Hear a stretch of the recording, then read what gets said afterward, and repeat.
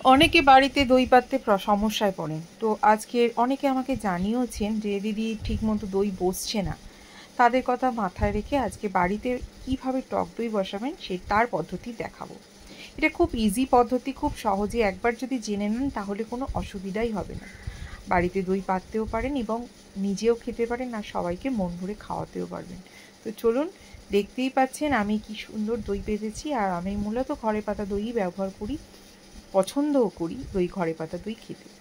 তো চলুন শুরু করি। সবার প্রথম যে দুধটা দিয়ে দই পাতবেন, সেই দুধটাকে খুব ভালো করে ফোটাতে হবে, জাল দিতে হবে বেশ অনেকক্ষণ ধরে। যত বেশি জাল দেবেন তত কিন্তু দইটা ভালোভাবে বসবে। তো আমি এখানে 5 থেকে 7 মিনিটের মতো ফুটন্ত অবস্থা থেকে, যখন থেকে দুধটা ফুটছে সেই অবস্থা থেকে 5 থেকে 7 মিনিটের মতো আমি জাল দিয়েছি, কিন্তু একদম আঁচ কমিয়ে দিয়ে। আর মাঝে মাঝে এরকম নেড়ে দিতে হবে। আগের দিনে দই যে পেতেছিলাম সেখান থেকে কিছুটা দই, এই 1 চামচের মতো দই তুলে রেখেছিলাম, কারণ এইটা দিয়েই দই বসবে। এটাকে অনেকে সাজও বলে, অনেকে আবার দম্বলও বলে। এবার যে ফুটন্ত দই দুধটা, যেটা আমি খুব ভালো করে ফুটিয়েছি, 5-7 মিনিট হয়েও গেছে, সেই দুধটা এটা এমনি রাখলেই ঠান্ডা হয়ে যাবে, কিন্তু আমার হাতে একদম সময় নেই, ওই জন্য জল দিয়ে একটু ঠান্ডা করতে বসিয়ে দিয়েছি।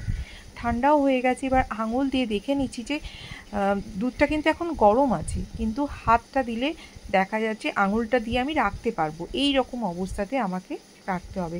আর দই পাতার জন্য আমি একটা কাঁচের বাটি নিয়েছি, আপনারা চাইলে স্টিলের বাটিতেও করতে পারেন, কোনো অসুবিধা নেই, কিন্তু অ্যালুমিনিয়ামের বাটিতে করবেন না, তাহলে কিন্তু একটু রিয়াকশান হয়।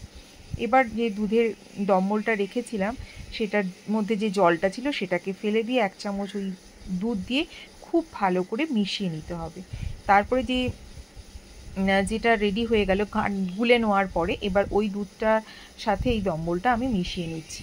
মিশিয়ে নিয়ে খুব ভালো করে চামচ দিয়ে সমস্ত দুধের মধ্যে যাতে মিশে যায় তার জন্য ঘেটে নেব। কিন্তু এই অবস্থায় দুধ কিন্তু গরম আছে, একদম ঠান্ডা হয়ে যায়নি।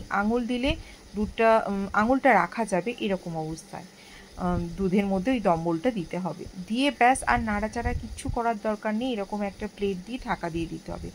আর তার উপরে আমি একটা কাপড় দিয়ে ঢাকা দিয়েছি, কিন্তু এটা না দিলেও চলবে, যেহেতু এখন গরমকাল, এমনি রাখলেই দুধ বসে যায়।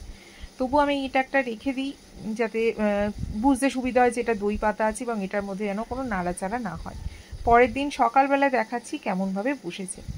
দেখুন, দুধটা পুরো বসে গেছে আর এটা পুরো দই হয়ে গেছে। কিন্তু এই অবস্থায় আমি নিয়ে এখনই কিছু করব না, এটা বাইরেও বেশিক্ষণ রাখবো না, একটা রাত রেখেছি মানেই ঠিক আছে। এর পরে এটাকে আমি ফ্রিজে ঢুকিয়ে দেবো। ফ্রিজে ঢুকিয়ে দিলে কি হবে, দইটা টক হবে না, খুব বেশি টক হবে না। ফ্রিজে আমি এটা রেখে দিচ্ছি, ঠান্ডা হবে, প্লাস আরও ভালো জমে যাবে। এবার আপনাদেরকে দেখাচ্ছি কীরকম দুধটা জমেছে। তো দেখতেই পাচ্ছেন খুব সুন্দরভাবে দুধটা বসে গেছে। এটা যদি আমি আরেকটু পরে, অর্থাৎ পুরো ধরুন আজকে পাতলাম, 3-4 ঘন্টা পরে যদি আপনাদেরকে দেখালাম, তাহলে আরও খুব ভালোভাবে বসে যেত। এইভাবে যদি আপনারা করেন তাহলে কিন্তু টক দই খুব সহজেই বসে যেতে পারে। তাহলে কেমন হয়েছে অবশ্যই জানাবেন। সবাই খুব ভালো থাকুন, সুস্থ থাকুন।